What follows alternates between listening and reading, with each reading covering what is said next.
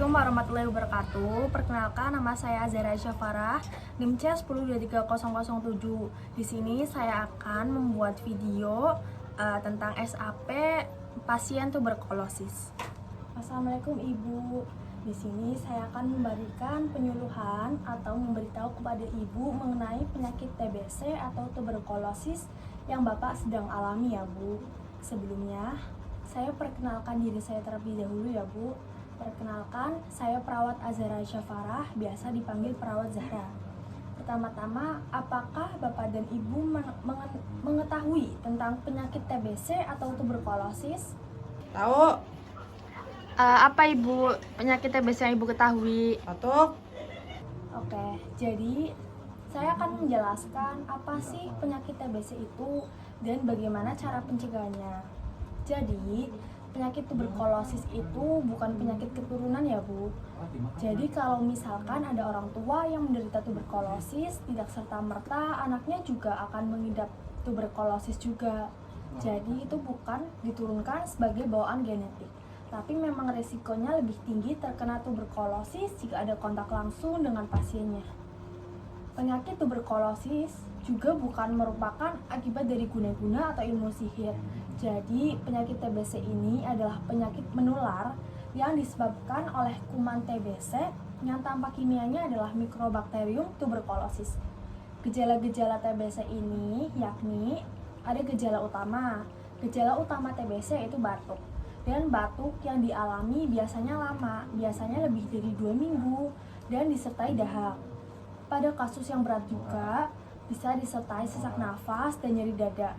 Gejala-gejala lain yang menyertai adalah penurunan nafsu makan, penurunan berat badan, demam, dan juga berkeringat di malam hari walaupun tidak beraktivitas.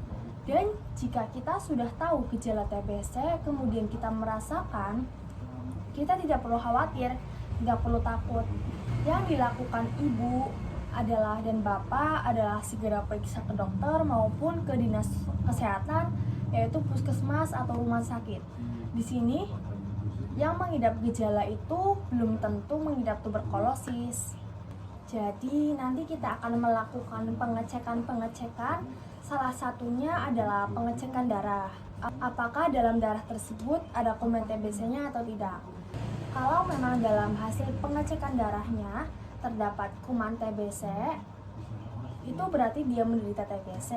Tapi kalau tidak, berarti kita harus melakukan pemeriksaan lebih lanjut seperti ronsen atau CT scan.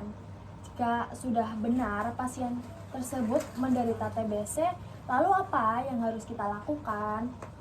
Salah satunya yaitu segera melakukan pengobatan. Jadi TBC adalah penyakit yang bisa disembuhkan dan bisa disembuhkan selama 6 bulan dan harus rutin.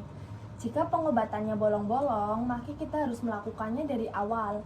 Jadi Bapak dan Ibu harus sering menggunakan masker karena kita tidak tahu kalau orang yang kita jumpai adalah orang yang mengidap penyakit TBC. Itu adalah cara pencegahan TBC.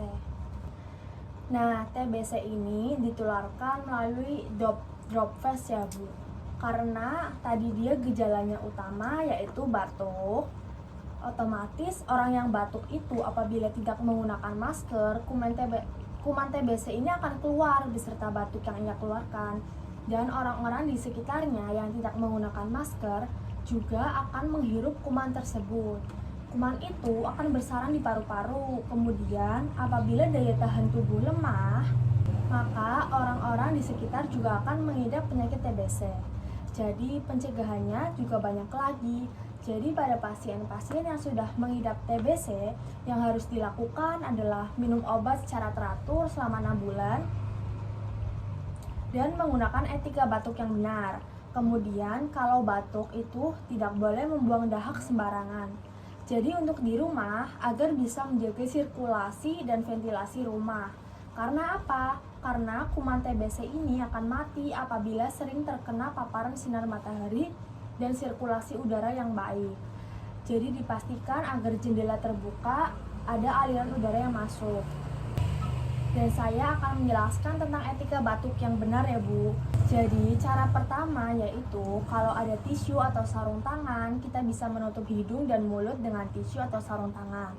Dan kalau tidak ada tisu dan sarung tangan, kita bisa menutup hidung dan mulut kita, bisa menggunakan lengan tangan. Dan perlu diingat ya Bu, jangan memakai telapak tangan. Kenapa? Karena telapak tangan itu sering memegang benda-benda sekitar. Kemudian kita bisa menggunakan masker yang bisa menutup hidung dan mulut. Dan maskernya jangan diturunkan. Jadi bisa Ibu pastikan kalau mulut dan hidungnya itu tertutup. Kemudian setelah menggunakan tisu, buang tisu tersebut ke tempat sampah dan cuci tangan dengan air mengalir dengan sabun. Dan bersihkan tangan menggunakan alkohol. Dan saya akan menyebutkan pola hidup sehat untuk mencegah. Pada anak-anak bisa dilakukan imunisasi BCG. Ini adalah salah satu imunisasi dasar yang wajib diberikan pada anak-anak.